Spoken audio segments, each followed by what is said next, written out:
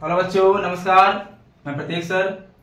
आज आपके लिए मैं लेकर आया हूँ क्लास 10th का पहला चैप्टर रासायनिक अक्रिया एवं समीकरण, जिसका हमने एक पार्ट पिछले वीडियो में पढ़ चुके हैं। आज उसी का दूसरा पार्ट है अपघटन अक्रिया, क्योंकि हमने अगले वीडियो में योगात्मक अक्रिया या जिसे को बोलते हैं संयुग्मन अक्रिया या संयोजी अक्रिया, जिसको हमने क्या किया था, अगले क्लास में पढ़ चुके थे। आज उसी का दूसरा पार्ट है अपघटन अक्रिया। तो आइए हम जानते हैं कि अपघटन अक्रिया होती क्या है। हम लोग पहले एक एग्जाम्पल के थ्रू में समझेंगे, उसके बाद इसकी डिफिनेशन बताया जाएगा। ठीक है, देखिए अपघटन अक्रिया बेटा होती क्या है। जैसे देखो, अपघटन अक्रिया हमारी 3 प्रकार की होती है। ये हमारा जो अपघटन अक्रिया है ये 3 प्रकार का होता है। इसमें एक होता है हमारा प्रकाश अक्रिया, मतलब कि जो अभिक्रिया हमारी प्रकाश की उपस्थिति में होती है, इसी का प्रकार है वो जो प्रकाश की उपस्थिति में होगी, उसी को बोलते हैं प्रकाश अपघटन अक्रिया। एक हमारा विद्युत की उपस्थिति में होगा, मतलब कि लाइट की उपस्थिति में, विद्युत बिजली, उसे हम बोलेंगे विद्युत अपघटन अक्रिया। और एक हमारा जो होगा वो होगा ऊष्मा की उपस्थिति, मतलब जिसको गर्म किया जाता है। और गर्म का चिन्ह बेटा हमारा ऐसा बनता है, डेल्टा जिसे बोलते हैं। इसको भैया फिजिक्स में डेल्टा बोलते हैं, लेकिन हमारे केमिस्ट्री में इसका उपयोग होता है किसके लिए, गर्म के लिए होता है। ठीक, मतलब कि ऊष्मा की उपस्थिति में जो होगी उसे ऊष्मा अपघटन अक्रिया, प्रकाश की उपस्थिति में प्रकाश अपघटन अक्रिया, और जो विद्युत की उपस्थिति में होगी उसे हम क्या बोलेंगे, विद्युत अपघटन अक्रिया। ठीक, समझ में आया बेटा। आगे देखते हैं एग्जाम्पल। एक हम एग्जाम्पल लेते हैं, जैसे हमारा एग्जाम्पल है AgBr का। किसका है, AgBr। बेटा हमारा ये टूटता किसमें है, सिल्वर में, मतलब चांदी में, और किस में टूटता है, ब्रोमाइड में। और ये हमारा बनाता है क्या है, ब्रोमीन गैस Br2। ये हमारा गैस में होता टूटता है, और ये हमारा सॉलिड में, ठोस में। और ये हमारी किस अवस्था में होती है, ठोस अवस्था में होती है। ठीक, मतलब कि सिल्वर ब्रोमाइड जो है ये टूटता किसमें है, Ag में और Br में। अच्छा, एक चीज आपको ध्यान आया होगा, इसे हम क्या बोलते हैं, अभिकारक। पिछले वीडियो में पढ़ाए थे, क्या बोलते हैं इसे, अभिकारक। अभिकारक। और बेटा इन सबको हम क्या बोलते हैं, जो हमारा एरो के इस साइड होता है उसे हम क्या बोलते हैं, उत्पाद, प्रोडक्ट, उत्पाद। अब देखो एक चीज ध्यान में आया होगा, अभिकारक हम लिए थे एक, और ये भैया क्या हुआ, उत्पाद दिया, लेकिन 2 उत्पाद दिया ना।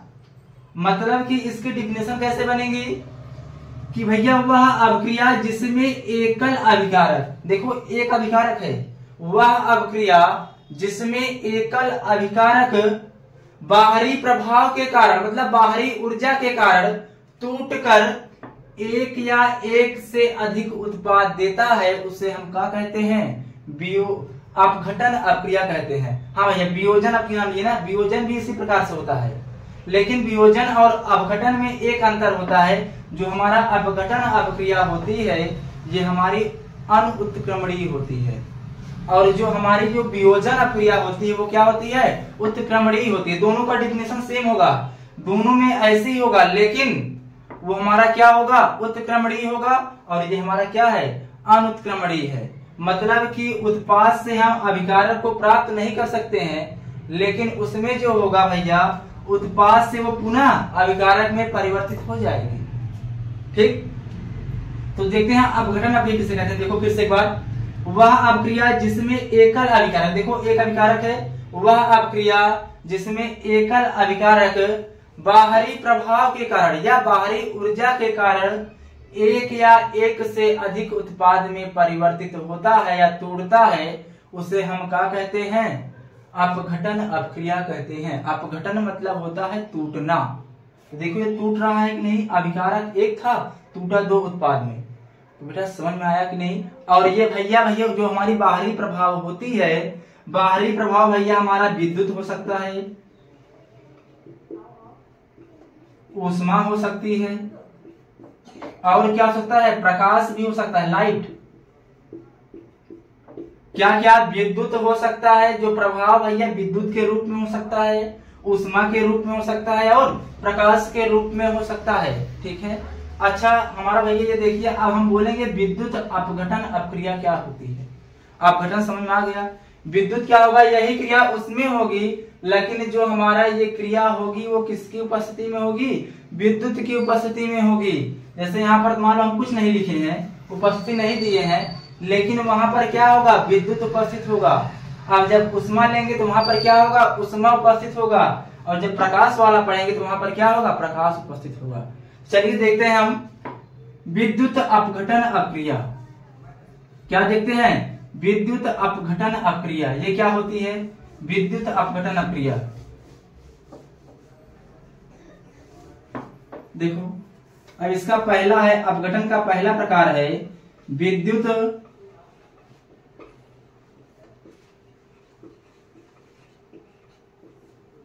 अपघटन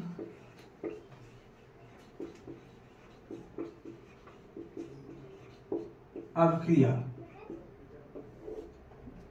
इसका एक एग्जांपल देते हैं हम। जैसे हमने लिया NaCl, क्या लिया, NaCl।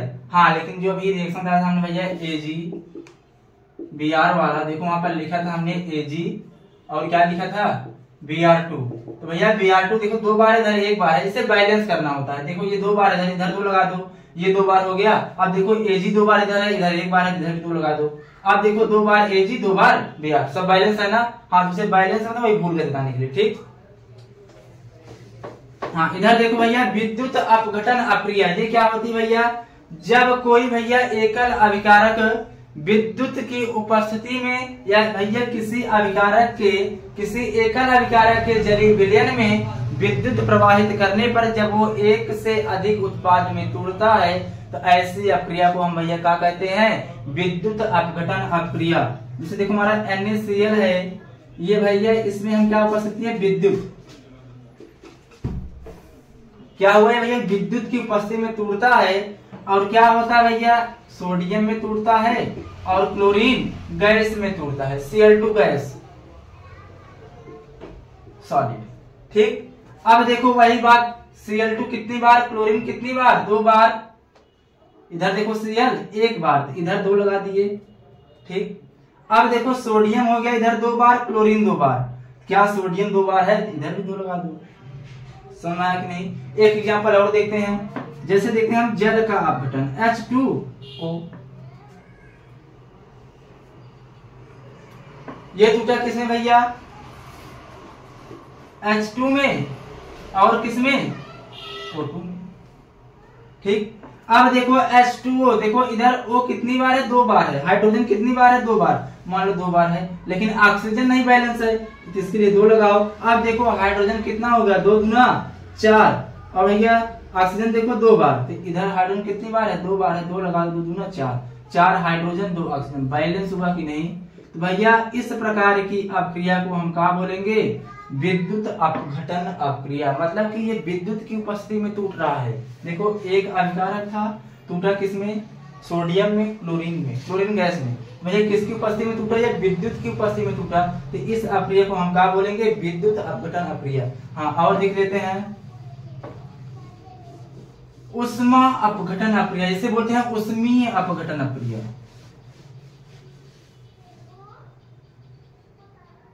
दूसरा हमारा क्या हो जाएगा भैया, उष्मा अपघटन अक्रिया। क्या भैया, उष्मा अपघटन अक्रिया। देखो इसको, उष्मा अपघटन अक्रिया में क्या होता है भैया, जैसे हमने ले लिया कि संगमरमर, क्या ले लिया, संगमरमर। संगमरमर का सूत्र क्या होता है, CaCO3। कैल्शियम कार्बोनेट जिसे बोलते हैं, चूना पत्थर जिसे बोलते हैं, क्या बोलते हैं, चूना पत्थर, कैल्शियम कार्बोनेट या संगमरमर बोलते हैं इसे, ठीक है। अब भैया जब हम इसे गर्म करते हैं, किसे भैया, चूने पत्थर को, मतलब CaCO3 को, कैल्शियम कार्बोनेट को भैया जब गर्म किया जाता है, अब देखो यहाँ पर विद्युत प्रवाहित करेंगे तो ये नहीं टूटेगा। क्यों, क्योंकि हमारा ये कौन सा अपघटन अक्रिया है, उष्मीय अपघटन या उष्मा अपघटन अक्रिया है। तो इसलिए भैया इसे हमें क्या करना पड़ेगा, गर्म करना पड़ेगा। तो भैया जब इसे हमने गर्म किया तो ये टूटा किसमें, कार्बन डाइऑक्साइड में, CO2 में। और ये भैया CO2 निर्मुक्त होती है, गैस के रूप में मुक्त होती है। जब भैया ऊर्जा मुक्त होती है तो उससे ऐसे जब अवक्षेप प्राप्त होता है तो उसे ऐसे, और जब गर्म करते हैं तो उसे डेल्टा से। इतना समझ नहीं, जब ऊर्जा मुक्त होगी तो ऊपर एरो, जब अवक्षेपित होगी मतलब कि बनेगी अवक्षेप के रूप में प्राप्त होगा तो उसे भैया एरो नीचे के रूप में, और जब गर्म किया जाएगा तो एक त्रिभुज या डेल्टा के रूप में, इसे बोलते हैं डेल्टा। ठीक, यहां से भैया किसमें टूटा, CO2 गैस में टूटा। अब देखो ये भैया किसमें, कैल्शियम में टूटा, और किसमें भैया O2 गैस में, किसमें भैया ऑक्सीजन गैस में। अब देखो इधर गैस में नहीं टूटेगा, ये बनाएगा इधर, ध्यान से देखो फिर से, CaCO3 है। जब भैया इसे हम गर्म करते हैं तो ये भैया टूटता किसमें है, Ca में, और CO3 में अलग होता है। ठीक, CO3 पे होता है डबल माइनस, Ca पे होता है डबल प्लस। ठीक, अब देखो बेटा जो हमारा CO3 है डबल माइनस, यहाँ से भैया जो हमारा कार्बन है यहाँ से 2 ऑक्सीजन लेके बनाता है CO2 कार्बन डाइऑक्साइड, और ये क्या होता है, उदासीन होता है, इस पर कोई चार्ज नहीं होता है। और जो भैया हमारा 1 ऑक्सीजन बचा हुआ है इसी पे क्या आता है, डबल माइनस। ठीक, तो हमारा जो कैल्शियम है ये डबल प्लस और ये डबल माइनस दोनों जुड़ जाते हैं और बनाते क्या है, कैल्शियम ऑक्साइड, जिसे बोलते हैं अनबुझा चूना। क्या बोलते हैं, अनबुझा चूना, CaO, कैल्शियम ऑक्साइड बनाया। और भैया हमारा CO2 बचा है, और यही CO2 गैस क्या करता है, ये भैया मुक्त करता है। तो देखो ये एक अभिकारक था, उष्मा की उपस्थिति में जब गर्म किया गया तो क्या हुआ, ये कैल्शियम ऑक्साइड अनबुझे चूने के रूप में प्राप्त हुआ, और किसमें, CO2 गैस के रूप में मुक्त हुआ। तो देखो एक ही उत्पाद से 2 बना, ये विद्युत की उपस्थिति में नहीं, किसमें, उष्मा की उपस्थिति में।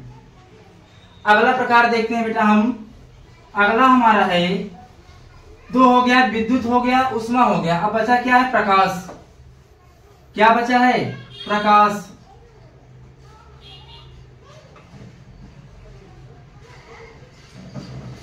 प्रकाश अपघटन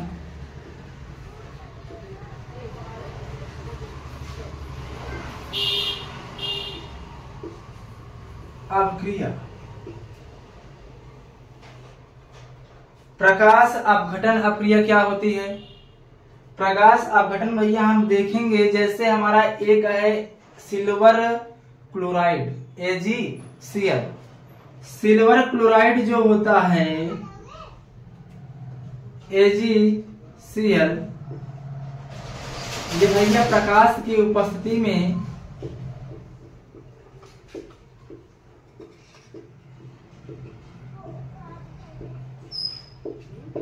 टूटता है, और किसमें भैया, Ag में और Cl2 क्लोरीन गैस में। ठीक, तो Ag जो हमारा प्राप्त हुआ है वो क्या है, सिल्वर है, मतलब चांदी, और ये हमारा क्या है, क्लोरीन गैस है, और ये हमारा क्या है,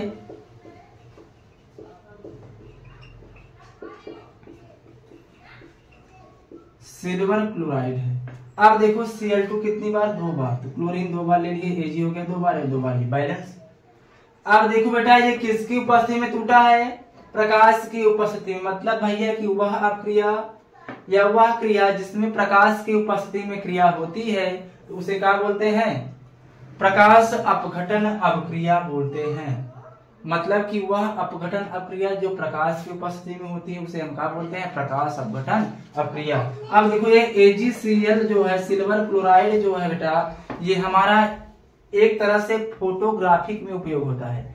जो नेगेटिव फोटो होता था, जैसे देखो ब्लैक एंड व्हाइट, जिसे बोलते हैं श्याम श्वेत फोटोग्राफी, भैया ये सिल्वर क्लोराइड का उपयोग किसमें होता है, श्याम श्वेत फोटोग्राफिक में होता है।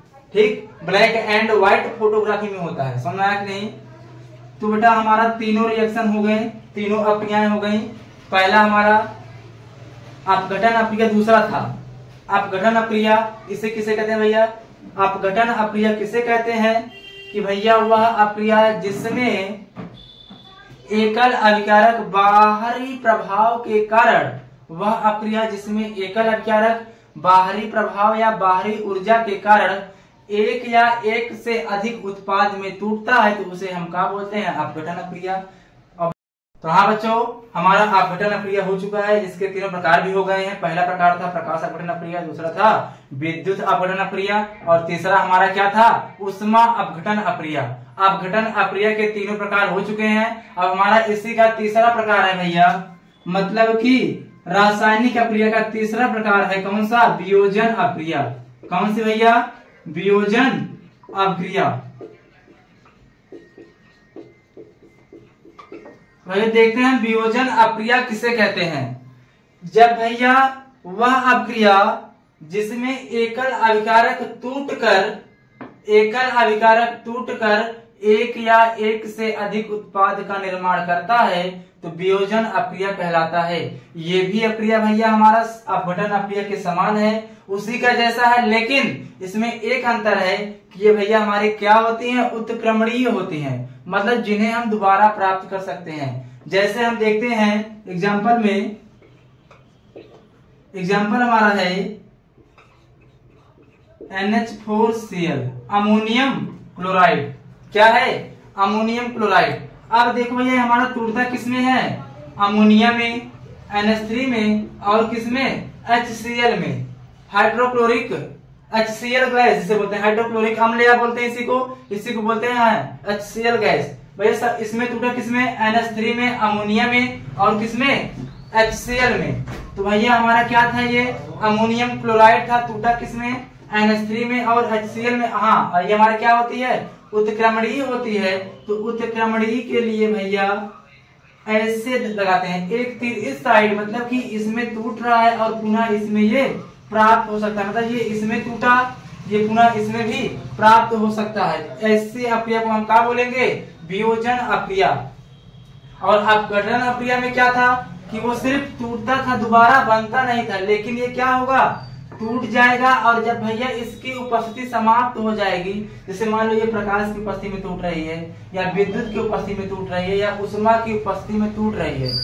अब मान लो प्रकाश की उपस्थिति में टूट गया, अब जैसे ही हमने प्रकाश को हटाया तो ये पुनः किस में आ जाएगा, अपने पुनः उसी रूप में जिस रूप में था, मतलब कि अमोनियम क्लोराइड में।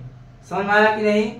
जैसे हमने देखा होगा कि भैया घरों में अक्सर लड़ाई झगड़े होते हैं भाइयों में, तो भैया कोई अगर दूसरी से बहन हमारी, मान लीजिए बहन आई, अब हम दोनों भाई के बीच में झगड़ा लगा दिया, अब मारपीट हुआ, कुछ समय बाद पुनः हम दोनों में एक जैसा शुरू हो गया। तो वही चीज इसमें होता है कि भैया कि जैसे ही उत्प्रेरक हटता है पुनः ये क्या होता है, अपने रूप में आ जाता है। समझ में आया कि नहीं। Thank you, that's all. आज के लिए बस इतना ही। हमारे चैनल को लाइक कीजिए, सब्सक्राइब कीजिए, बाकी का कल देखा जाएगा। धन्यवाद।